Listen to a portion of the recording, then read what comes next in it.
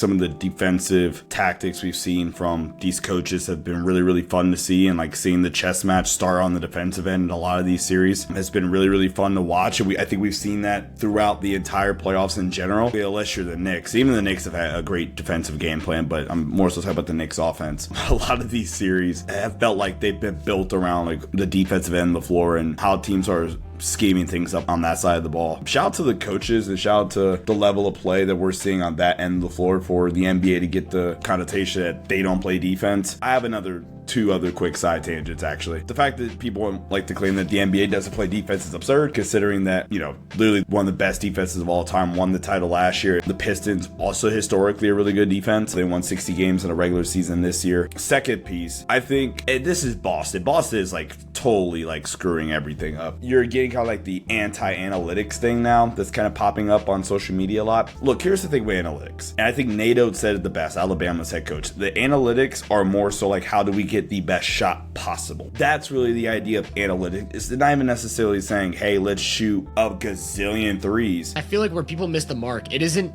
analytics say to shoot the three ball.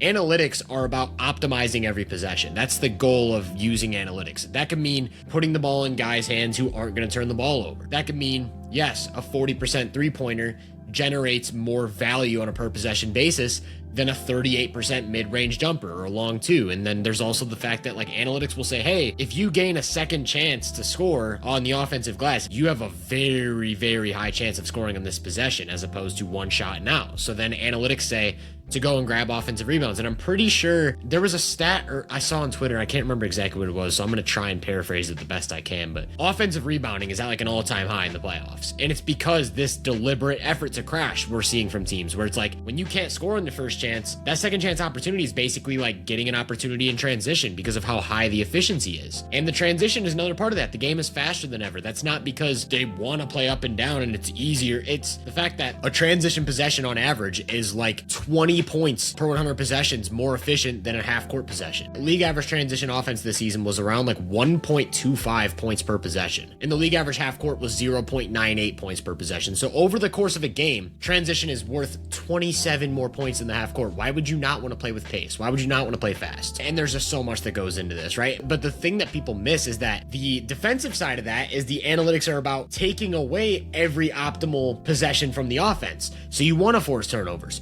You want to get back in transition. You want to defend the three-point line. You want to protect the rim. You want to close possessions on the glass. So when there's a hone in on these specific tendencies of every team and this very specific scheming, it makes the game feel less analytical, more groggy, more archaic. But the analytics are still very much there. Nothing has changed. Efficiency hasn't become less valuable once the playoffs start. It's the fact that the baseline for efficiency becomes a lot lower because of the fact that defenses are now honing in on very specific tendencies of each offense and not letting them get into this free-flowing optimal style of play. The tweet that you were referencing was something I quoted from All City NBA on Twitter. Per league tracking data, 62.8% of all shots in the playoffs have been heavily contested, the highest percentage of any playoffs since the league began tracking it in 2014. My response was, the league is the fastest it's ever been. The 80s might have like a higher pace. I think half-court offenses are a lot faster than they've ever been. That was more just like transition play. They're undoubtedly more spaced out than they've ever been.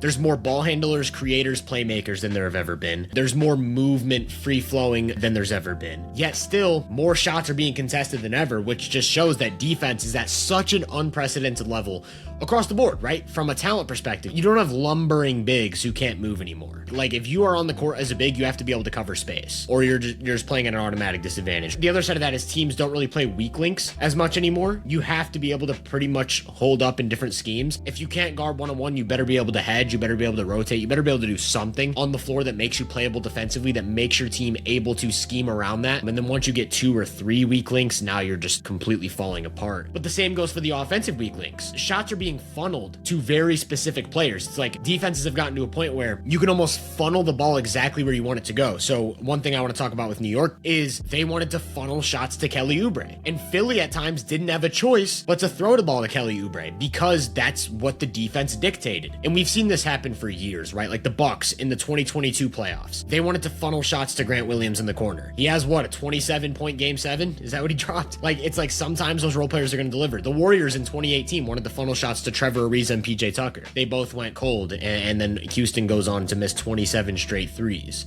Great defensive teams are going to get the ball where they want it to go. And oftentimes what separates the best of the best in the playoffs is as an offense, how can you force the issue in other ways? How can you not let the defense dictate where you want to go with the ball? And then as a defense, how can you respond to that? How can you force the offense out of what they want to do? And I really think like we just see example after example of where that line is drawn. Look at this year's first round between the Lakers and the Rockets. In game 2, they hard doubled KD. They were like, we are going to funnel the ball to these corners. Houston can't shoot. And at no point did the Rockets figure out how to beat that. But then they try to do the same to Shea, and it's, I'm playing fast. I'm playing deliberate. I'm beating the double team. Guys are moving into the right spots at the right time to counter the double team. And OKC still gets all of the shots they want. So that's kind of what separates. It trickles down from who's running the offense to who's playing off of the creator to the coaching. And I really think just there's so many layers to playoff basketball that make it such an interesting chess match on both sides of the ball. And if you're watching close enough, you'll see in-game adjustments happening possession by possession by possession, just like read and react. Like I said, from the player level to the coach level, the decision making across the board just has to be sublime. And that's how you gain an edge.